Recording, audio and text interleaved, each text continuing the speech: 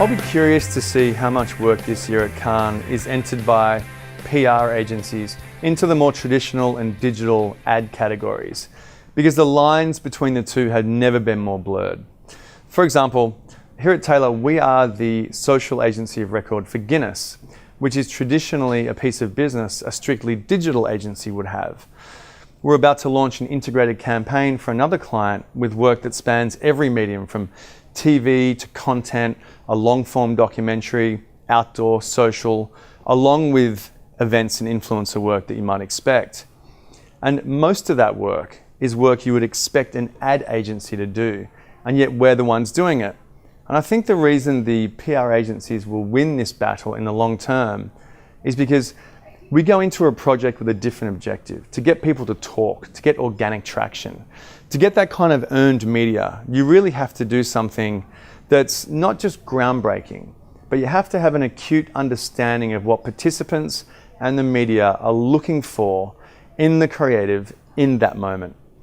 And since an ever-increasing number of campaigns are being led by influencers versus the influencers being just one part of the bigger picture, we're seeing PR agencies taking the lead among agency partners, which is something that hasn't really happened before.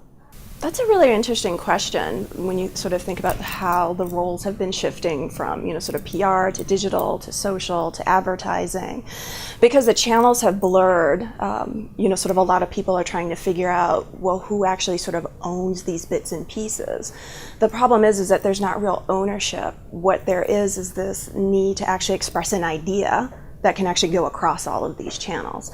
And it really is idea first and sort of channel second, third, or fourth. Because if you don't come up with that idea, it doesn't really sort of matter where it exists. And I think when you think about a lot of what PR sort of naturally does, it has always naturally told stories. It has always had to find sort of that interesting bit of news that people can relate to, that hook, that sizzle, that bit of zhuzh that gets people excited. It is not a static 60-second spot. We can't force anybody to interact with this stuff. All we can do is hope that we create something interesting enough that people spark to it.